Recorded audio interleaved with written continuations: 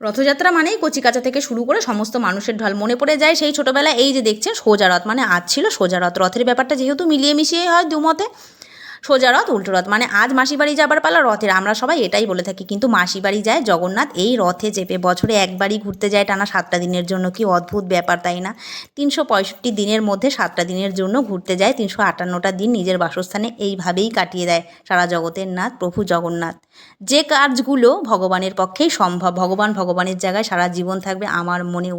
এই যে চিনিকলা দেখছেন, যে যার সাধ্যমতো ভগবানের কাছে বিলিয়ে দেয় পুজোর জন্য, কিন্তু এইভাবেই হাঁটতে হাঁটতে জগন্নাথকে পৌঁছিয়ে দেয় মাসির বাড়ি। হাজারো লোক ধরে টানতে টানতে পেছনে পেছনে যেতে যেতে পৌঁছে যায় ঠিক মাসির বাড়ি। ব্যাস পৌঁছে গিয়েছিলাম মাসির বাড়ি জগন্নাথের। এই যে জগন্নাথ বসেও পড়েছিল সিংহাসনে, পাশে তার নারায়ণকে নিয়ে। পাশেই আর এক দেবীর দর্শন, মা মনসা। কি অপূর্ব লাগছিল দেখুন। আগেই বলি, আমার ইউটিউব চ্যানেল মৌসুমি কুণ্ডু সাবস্ক্রাইব করতে অবশ্যই ভুলবেন না। ব্যাস টানা 7টা দিন কেটে যাওয়ার পরে পালা এবার ঘরে ফেরার জগন্নাথের।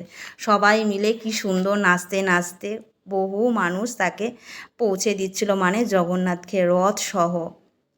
আমিও ভাবছিলাম একটু মাঝখানে গিয়ে নেচে আসি, কিন্তু আমার ক্যামেরা ক্যাপচার করার মতো কেউ ছিল না। কিন্তু মনটা বড্ড টানে, যেহেতু বয়সের সাথে সাথে সব কিছু এরকমভাবে আনন্দ হয়তো ছোটোবেলাতেও পাইনি। ছোটোবেলার আনন্দ ছোটোবেলার মতো ছিল, বড়োবেলার আনন্দটা একটু অন্যরকম। গল্প করতে করতে আপনাদের সাথে পৌঁছে গিয়েছিল জগন্নাথ তার নিজের জায়গায়, আমাদের নবদ্বীপ গৌড়ীয় মঠ, যেখানে রথ রাখা হয় আর কি। আর রথের মেলা কিন্তু জিলিপি পাঁপড় ছাড়া একদম অসম্পূর্ণ। আপনাদের কার কোনটা ভালো লাগে এই মেলাতে আমাকে কিন্তু অবশ্যই জানাবেন।